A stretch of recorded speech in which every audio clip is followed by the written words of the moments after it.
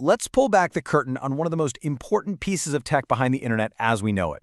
We're talking about the engine that powers the apps you use every single day, React.js. You know that feeling, right? When you're scrolling through Instagram or picking a show on Netflix, and everything just happens, instantly. Content just pops up without the whole page having to stutter and reload. Have you ever stopped to wonder how that's even possible? Well, a huge piece of that magic is a technology called React. But to really truly get why React is such a game changer, we gotta take a quick trip back in time. We need to see what building for the web used to be like. And trust me, it was what I like to call the chaos before components.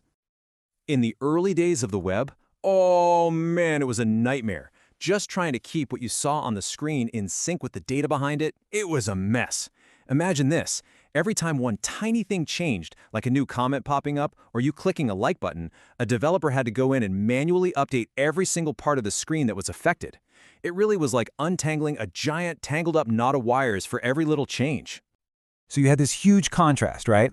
On one side, you had the old way, which was slow, super complicated, and just begging for bugs to happen. But on the other hand, we, the users, started to expect apps that felt alive. We wanted data that was constantly updating and a screen that could keep up. We needed a way smarter system. And that system? Well, it came from a place that knows a thing or two about dealing with complexity on a massive, massive scale. Facebook. They came up with a really clever solution to tame this beast for their own app. You see, around 2011, Facebook's own website was just buckling under its own weight.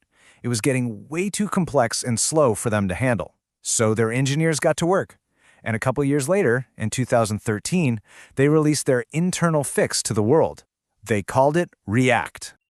So what is it exactly? Well, at its heart, React.js is a free, open-source JavaScript library.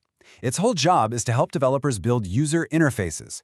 It's especially good for what we call single-page applications. You know, those super slick modern apps where it feels like the page never reloads, content just shows up instantly? And this quote from the Facebook engineering team just nails it. They said, "We built React to solve one problem, building large applications with data that changes over time." That's it. A really clear, focused mission to solve a very specific and, frankly, a very painful problem for developers everywhere. So how did they pull it off? This brings us to the big, beautiful idea behind React.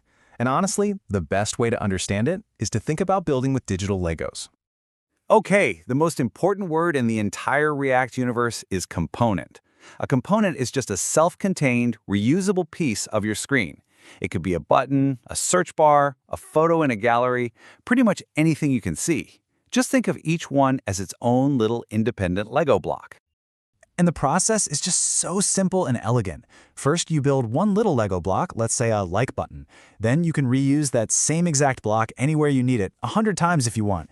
Then you start snapping these smaller blocks together to build bigger sections, like an entire user profile. And just like that, you're building your whole app, piece by logical piece. Now here is where the real magic comes in.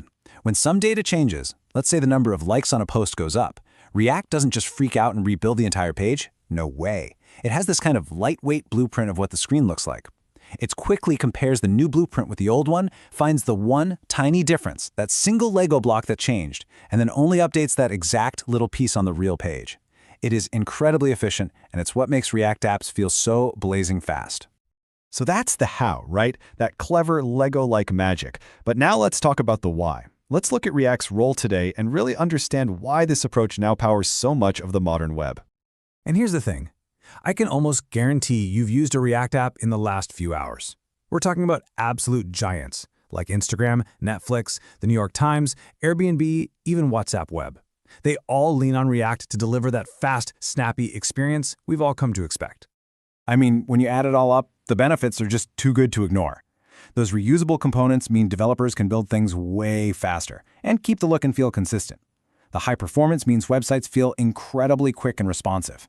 And because it's so popular, there's this huge supportive community of developers out there, building tools and helping each other out. So it's really important to remember this. React itself, it isn't a new programming language. It's a powerful tool, a library, that just gives developers a much smarter, more organized, and way more efficient way to build the stuff we all use every single day. And that kind of leaves us with a fascinating thought, doesn't it? If the code that builds our entire digital world is really just a collection of these reusable, snappable digital Legos, it really makes you wonder, what are we going to build next?